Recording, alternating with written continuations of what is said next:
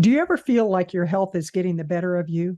Do you wonder if there's a secret to getting fit? Have you given up on trying diet after diet after diet? Well, you're in the right place because today I'm talking with Coach Maxime, who is the CEO and founder of Fit Vegan Coaching that has helped over 500 vegans from 20 different countries completely transform their health and bodies on a whole food, plant-based lifestyle. Coach Maxime is an ex-triathlete, bodybuilder, powerlifter, and international model who has been vegan for over 9 years. He's on a mission to help the world get lean, thrive, and disease-proof their bodies as he's seen up close the effect that chronic disease can have on one's life. Stick around because you're in for quite a treat as I talk with Coach Maxime about how we can all get fit, and he shares secrets to being a fit vegan. Are you ready to live the life you deserve? Do you want to feel vibrantly healthy and reach your optimal weight without dieting while being kind to animals and the planet? Then you're in the right place at the right time.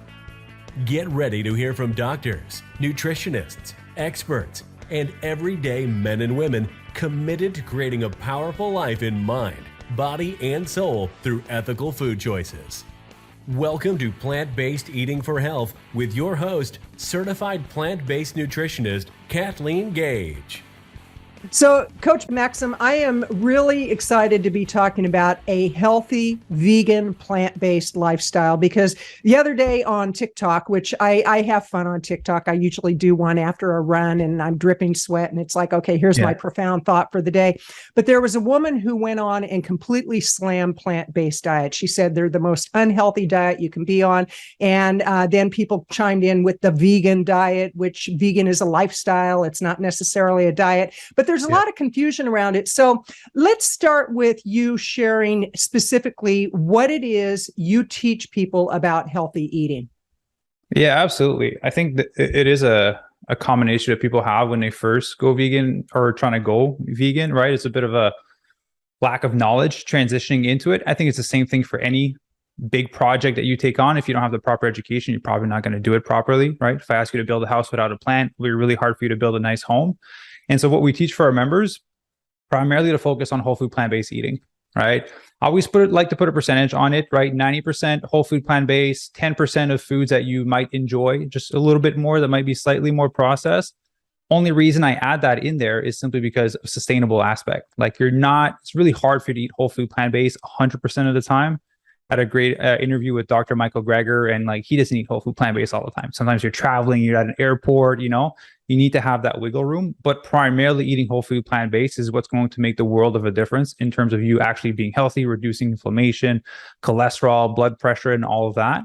The other component to that is focusing on diversity, right? Coming from the world of fitness and people wanting to lose weight and improve their body composition, they're very stuck on eating the same thing every day and pretty much at every meal, coming from the bodybuilding, right? The non-vegan of like chicken, rice, and broccoli, which is very typical when people want to lose weight. People are trying to do the equivalent as a vegan, right? They'll do like tofu, rice, and broccoli and some hot sauce because it's low calorie. But the thing is like, yes, it's healthy food, but you're always eating the same thing. So in terms of gut microbiome, in terms of diversity of micronutrients, making sure you're getting everything that you need, you're actually not hitting that. So that'd be the second point, which would be focusing on diversity. And the third point, and I think that's what a lot of people on social media, on TikTok and all those videos say, like, I went vegan, I lost hair, I didn't have enough energy, I didn't feel good. It's so high in fiber and in vitamins and nutrients. So your nutrient receptors in your gut are going to be satiated a lot faster. There's a lot of fiber. You're going to feel satiated a lot faster. So most people tend to severely undereat on their calories when they're trying to go vegan. And, regardless if you're eating healthy food or crappy food, if you have a low energy intake, you're not going to feel that great if you do that for an extended period of time. And so, yeah, when you're eating whole food plant-based, more fiber, more vitamins and nutrients. So you might feel full. You might feel like you're eating a lot, but maybe you're in a massive calorie deficit. And that's why you don't have a lot of energy. And that's why it's starting to affect your life.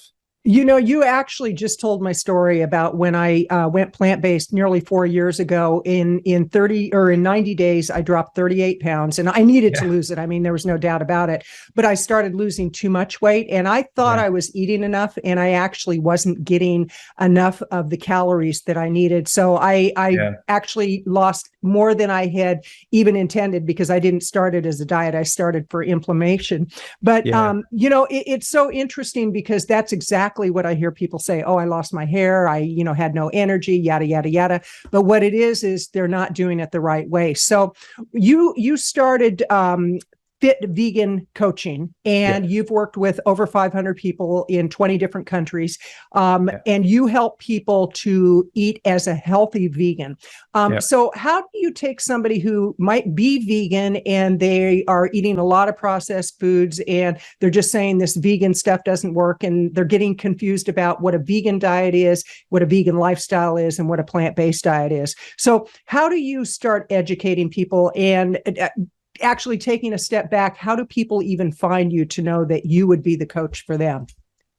So to answer the first one, how they find me, usually is through social media or through my website or my YouTube or my podcast. I always put a lot of content because I am on a mission to help people get lean, thrive, and disease-proof their body. Lost several family members and ex-partners to cancer. And so I don't want anyone to go through that. So I post a lot of content to help people not be in that position. So that's how they would find me, to start to get educated on that topic. But how we would transition someone, like as soon as someone starts to work with us, we build them a meal plan, right? That is based off where they were at before, how they were eating, how much they were eating. And then we transition to bring them to a healthier place. So if you have someone that's vegan, but that is eating a lot of vegan processed food, which there's a lot out there now, they're consuming 10 grams of fiber per day, which I know is astonishing to eat 10 grams as a vegan, but if you're eating a lot of processed food, you know, it's bound to happen. You know, we just ease our way into eating some more fiber because it's going to be too much stress on the gut. But the big part, and for us, we primarily coach people in terms of fat loss, is we focus on high density, high volume food. So, you know, our number one, I was going to say, it's a complaint, is that it's too much food to eat on the first meal plan. I'm like, well, when you're eating whole food plant-based, you get to eat a lot, right? For the amount of calories that you're allowed. And so, yeah, we just slowly increase the fiber intake. We change the food options that they're eating, right? A lot of times it's very calorie dense. Now we go for very high in volume, high in nutrient, and then it takes more space on your plate. So you get to eat more food. There's just a slow transition of making those food choices and then slowly increasing the fiber intake to a point where their gut is used to it. And now they can just, you know, fully eat whole food plant-based the whole way through. So in the people you've worked with, do you have any in particular that really stand out? Like you would say, this is truly one of my greatest success stories. And if so, which story is it? Oh, there's so many of them. We've had a lot of great ones. As you were asking me a question, I was like, oh, I got Kyla, I got Jeffrey, I got Matthew, I got Lise. I was like, I can name a few of them. So I think I'll just grab the most typical one. And I'm really proud of this one because it's my mom. I've helped my mom transform. She was 55 years old when she started with me. She's been struggling with her weight since I was born. I've always seen her like yo-yo diet, do the Atkins diet, Maker's diet, and she was doing all these things. And one day she got injured, and then she just ballooned up to like 185 pounds. And my mom's 5'11", so she was like, she put some weight on. She definitely put some weight on. And then so she wasn't vegan at the time, and I'd been vegan for probably 7 years at that time. And I was like, hey mom, like I know you struggled with this for a very long time. Like I'm really good at this. I need you to trust me. Jump on the program. We'll take care of nutrition and your training. She lost 50 pounds in, I believe, 8 months. And then post fat loss, we sped up her metabolism, right? Which is a process that takes around 6 months. And she was able to finish by eating 2,400 calories per day to maintain her 50-pound fat loss. And now she's been coached by me for like the past like 2.5 years. And she's still really lean. She still eats a ton of food. She's having a good time, but her joints, like her joint inflammation went down. Like she's feeling a lot better.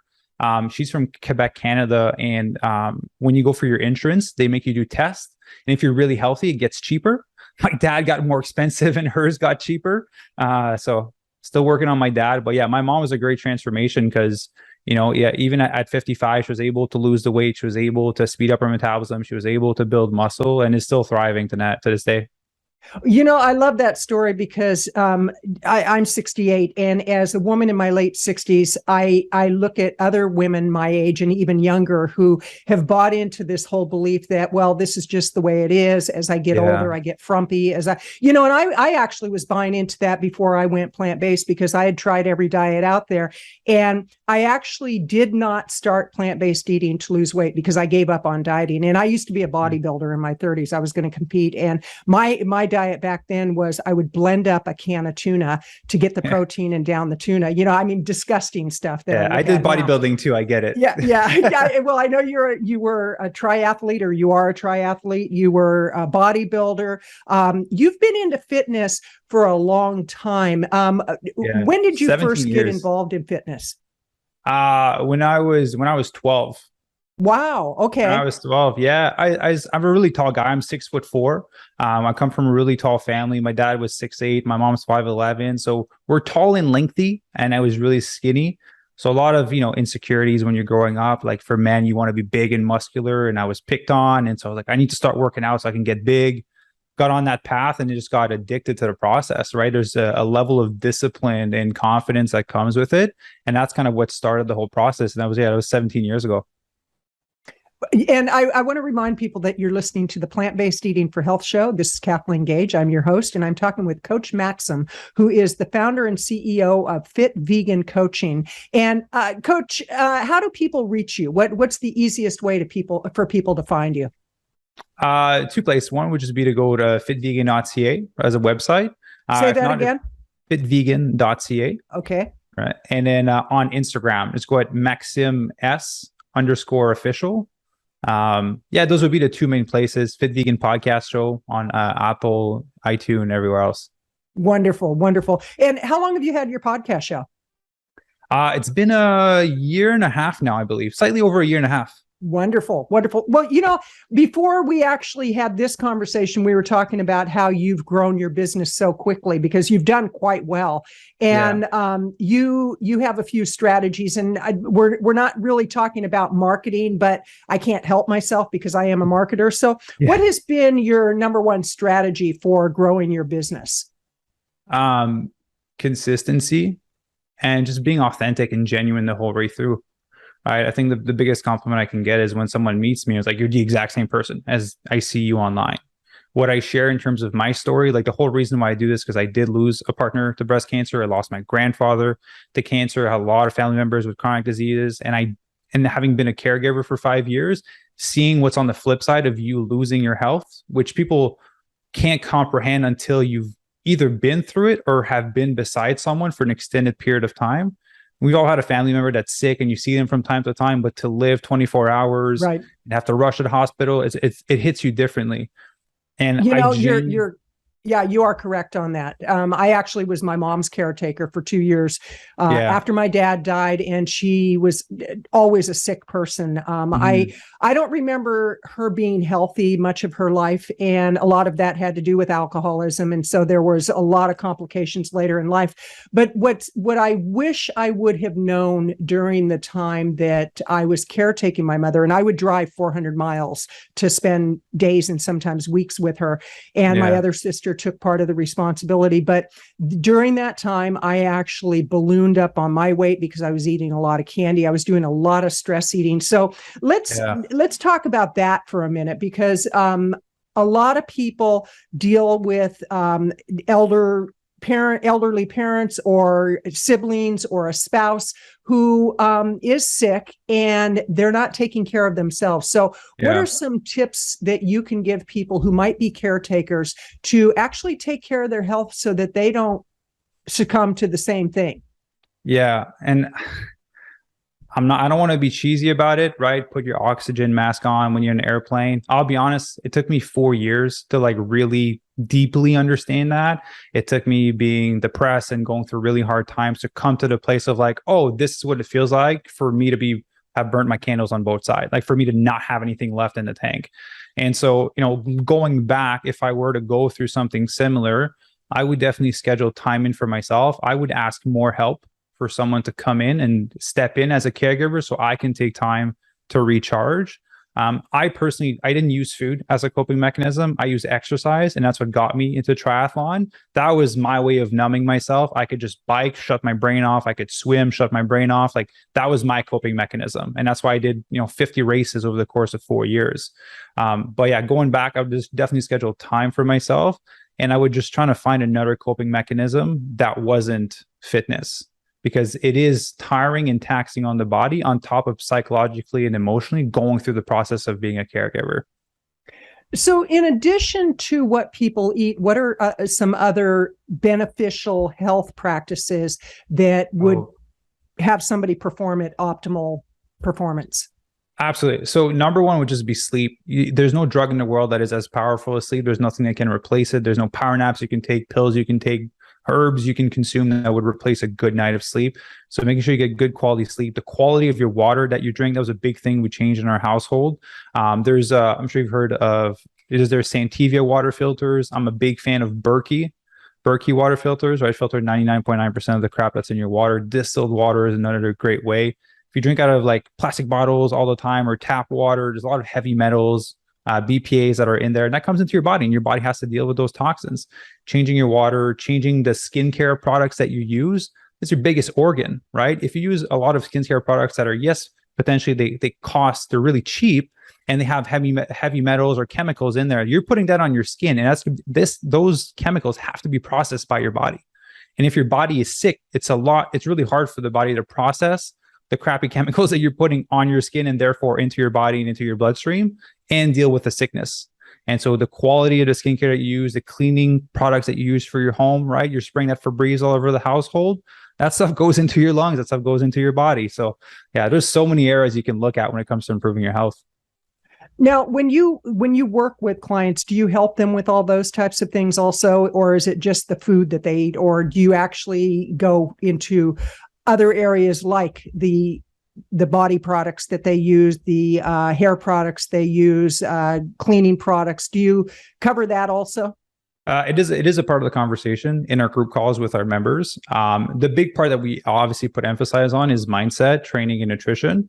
And then we look at other lifestyle components to help build consistency and mental resiliency.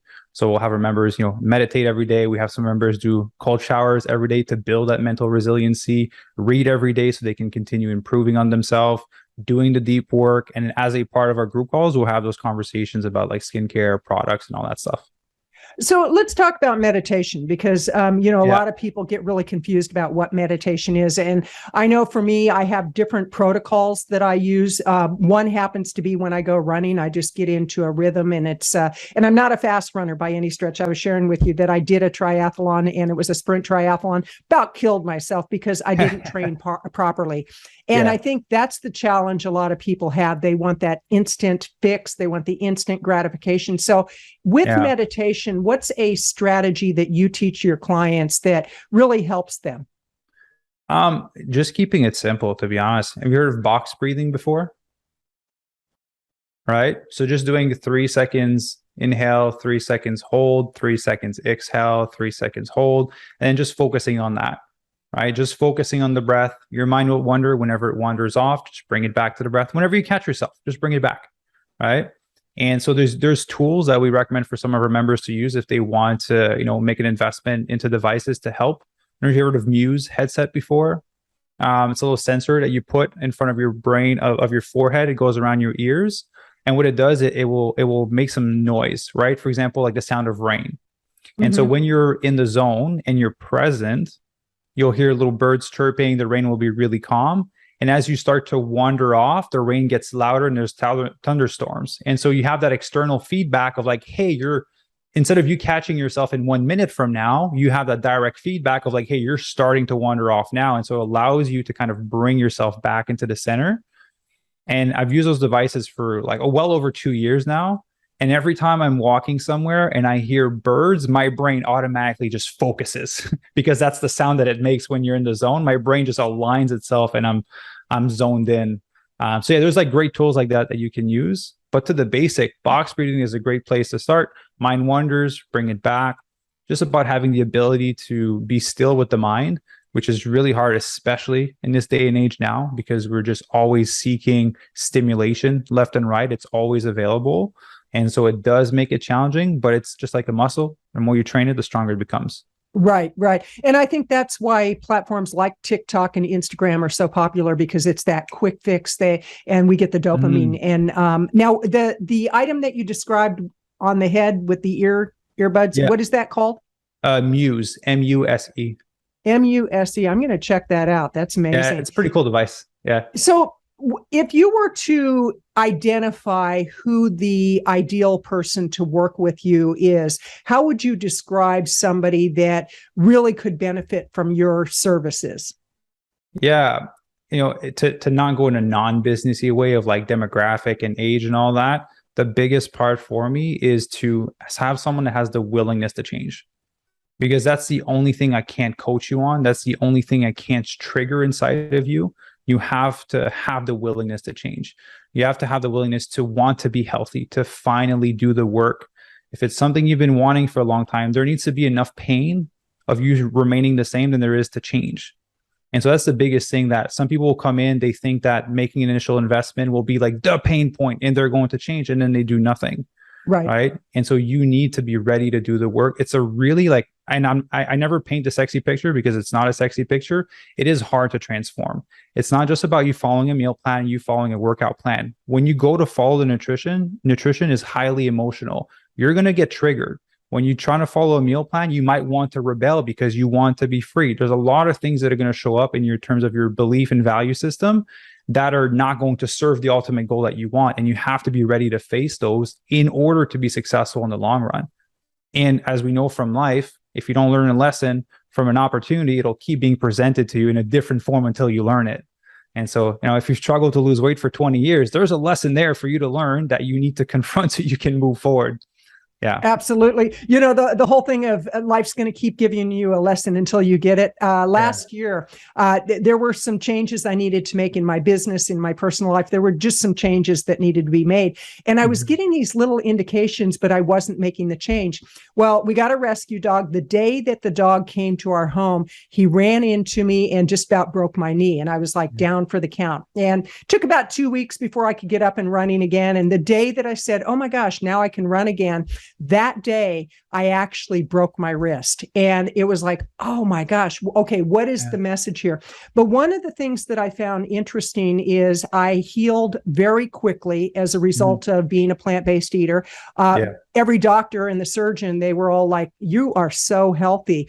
And, I looked at a lot of people that were getting knee surgeries and hip surgeries, and not passing judgment, but I was astonished, and it just was so frustrating to see what people didn't even know about their ability to change their lifestyle. So what can you say to those people who say, well, this is just the way it is? And I hear this from women all the time. They say, you're just lucky, Kathleen. It's like, oh no, if you could see the up and down that I've gone through in my life.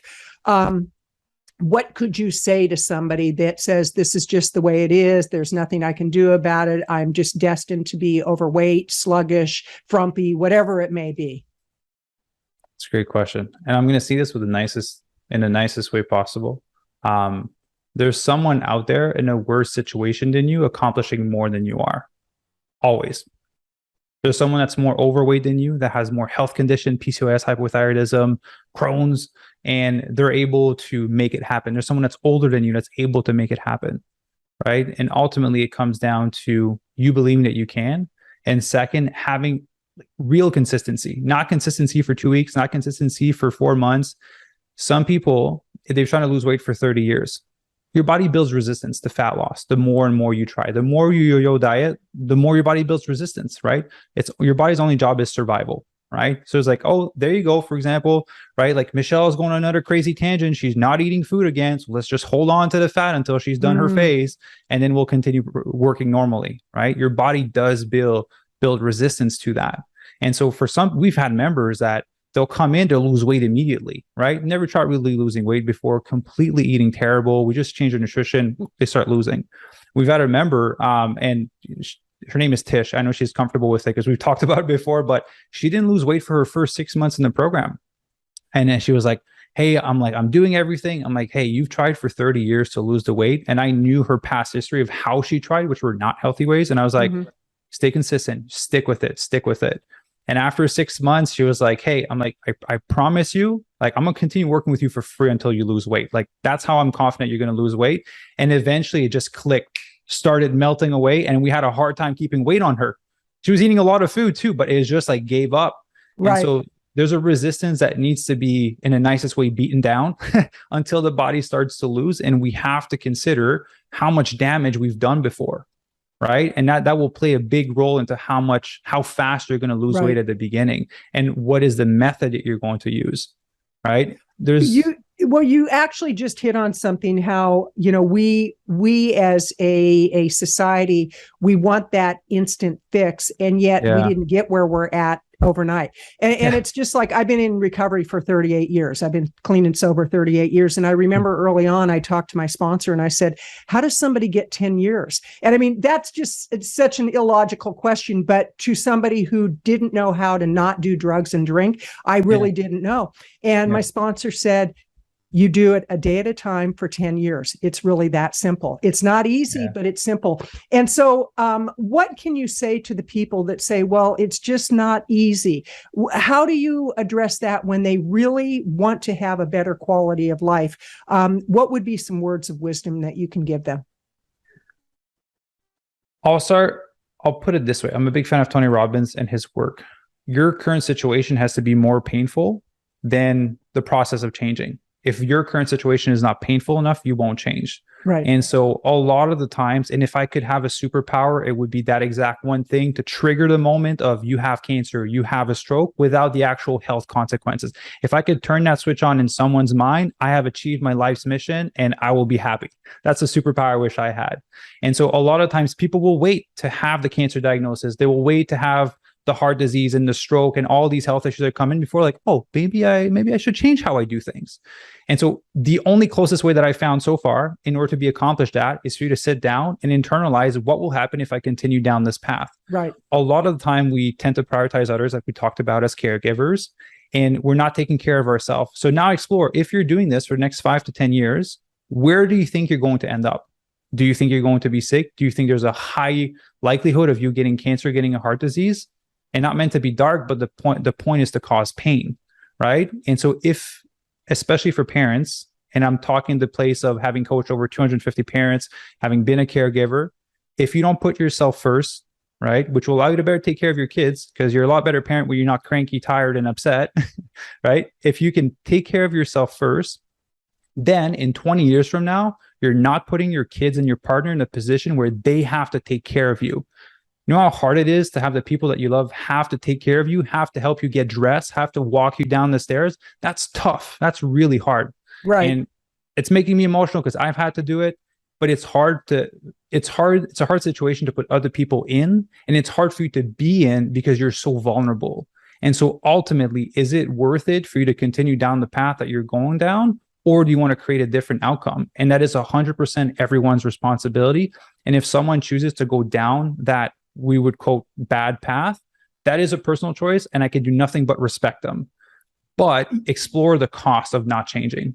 I love what you just said, because I actually have an aunt that had a stroke a few years ago. She had lung cancer, she had breast cancer, and she continues to smoke. She's going to be 90 years old next month. And it's just, she doesn't want to give up smoking. She said, that is my only pleasure in life. And her right side, she has very little use of it. And, at first it was like, okay, when she got diagnosed with lung cancer, which was after the stroke, obviously that's going to be the change. That wasn't it. She got breast cancer. That wasn't it. And so I think that, and I happen to be a fan of Tony Robbins too. The first time that I started listening to him was in 1987, had a huge impact on my life. And that's around the time that I was really getting my life together around sobriety. And it was 1983 actually was the year that I really made a big change. But, I look at what I learned from him, and it was all that pain pleasure stuff. And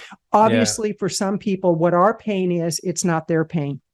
what our Absolutely. pleasure is not, because I've had people say, oh, I would never go on a run. That to me is like torture. It's like, great, but I love it. I love the fact that I can do this at my age. And I want to Yeah. remind people that you're listening to the Plant-Based Eating for Health podcast show, and go ahead and subscribe wherever you're listening to this. And I'm talking with Coach Maxime, who is with fitvegan.ca. That's fitvegan.ca. Go ahead and check out his site. And I would say, reach out to him and see that maybe this is the program you've been looking for. Maybe you've been asking for an answer to your prayers and saying, I need something. And you're literally on your knees saying, I need help. Well, this could be the very help that you're looking for. So, Coach, with children, you talked about the fact you've worked with parents. And I read something recently that by 2030, 50% of our population is going to be overweight and obese. Mm-hmm. Overweight and obese. That's crazy. 50%. Yeah. And these are US statistics. And I'm sure they apply to Canada and, other countries that are westernized. But what I see is so unfair are the children. And we see a lot of the violence going on with children, and they blame it on video games and whatever. But I'm convinced that a lot of it has to do with the foods they're eating, the fact that they don't have a lot of stimulation. There's a lot of mental illness. I was talking with a psychologist who's been vegan for many, many, many years, and she said there is a direct link between what kids eat and the amount of violence that they have. What is your take on that? Oh, I would say absolutely, simply because I've been doing a lot of research into like the gut microbiome, and I'm interviewing actually Dr. B next week. And so I'm actually going to dive into that topic with him and how that affects. But from what I've seen from his work also, like there's a high correlation. If you're eating processed, you're literally made, your body is made of what you're eating. And so if you're feeding your kids that kind of food, like it is literally building their bodies, right? And it's affecting the brain in a different way than like a Snickers bar versus a nice bootable, right? Like it's obviously logically going to interact in the body differently and affect your mood in a different way. You can test it out for yourself. Go eat a vegan Big Mac and then go eat a bootable. Do you feel depressed and sad and like shit after a vegan Big Mac versus a bootable? Like you can tell just by eating one meal. So imagine years of eating these kinds of food. It's obviously going to make a massive difference in terms of mental health. There's obviously a thing to say about social media and like, yes, video games and all of that. But the food, I think, is the starting point. And I just have to say this, and I'm saying this from a place of like not having kids, but people find veganism extreme. I find giving your kids McDonald's and like a Snickers bar extreme. That's pretty extreme to me. Like it's your kid. I would want him to have the proper fuel to do what he needs to do. I would never put that in my body. So I don't know why I would give it to my child. Well, and to me, one of the saddest things that I experience is when I go to the grocery store and I look at families that the kids are all overweight and many are obese. And I think they're not being given a fair shot at life. And they have no choice. They don't. Yeah, it frustrates me. And so that's one of the reasons I have my podcast shows, because I want to educate people and I want to bring the information that might give them the opportunity to make a change. And I actually interviewed a young woman from the UK who is raising her baby, who probably by now her baby's about a year and a half. But when the baby was 7 or 8 months old, she had people that threatened to call social services on her because she was feeding her baby a plant-based diet. And I'm like, oh my gosh, we are so backward in our thinking. With your life's work, obviously you're on a mission. What would you say if you could put it into one sentence, your life's work mission is? To help the world get lean, thrive, and disease-proof their body on plants. Ooh, I love it. I love it. Well, Coach Maxime, statement before every meeting. I love it. I love it. In closing, what are your final thoughts for people? Honestly, the biggest thing is going to trigger change is you identifying what path you're heading on, right? And I've seen this over and over again. We can give you the best, most delicious whole food plant-based meal plan. We can give you the best training plan that will fit into your lifestyle. But until you're mentally ready for change, none of it's going to matter because you're not going to follow it. If you don't follow it, the change is never going to come. So you need to come to the place where you are ready. And that moment happens in a moment. It may take you 10 years of pain to get to the point, but it always changes in a moment. That's why I love Tony's work. And I'm working with his team, by the way, just awesome. So it comes in a moment. So come to this place of I'm ready for change. And I promise you, everything becomes so much easier because now you're actually committed to the process. It's going to be hard, but easier because you're committed. I do have one more question because you just reminded me of just the vibrancy that we can have in life. And, for people that are moving into retirement, for people who are in their late 60s, moving into their 70s, who really just want something to help them to live a more vibrant life, give us one tip for older people so that they can go out and live a very passionate life. Because, a lot of them do not have passion. Yeah, I'll give you three things that are actually really practical, simply because I started working with a lot more members from 50 to 75 years old. First one, start strength training 3 times a week. Bone bearing activities is amazing for you to build stronger bones. Strength training is the way to do that. You'll have more lean muscle mass, which tends to decrease as you get older. So that'll make the world of a difference. Second, you need to eat between a little higher amount of protein than some of the what the research will say. A lot of research will say 0.8 gram per kg of body weight. That is if you are a non-active individual. If you are active, between 1.2 gram to 2 gram per kg of body weight, which is still very easily achievable. And thirdly, like we talked at the beginning, make sure you're eating enough calories. You're going to be full unless you need to make sure that you hit those numbers. And that's just that naturally. Gut health is going to improve, energy is going to improve, sleep's going to improve, and vitality is going to improve simply because there's more energy coming in.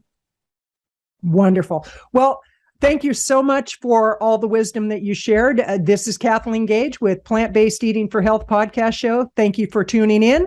And I encourage you, go out, live a healthy life, live a vibrant life, and reach out to Coach Maxime and find out what he can do for you and what his team can do for you. Have a great day. Thank you for your commitment to an ethical life through plant-based food choices. The kind of choices that are kind to your body, the environment, and most of all, animals.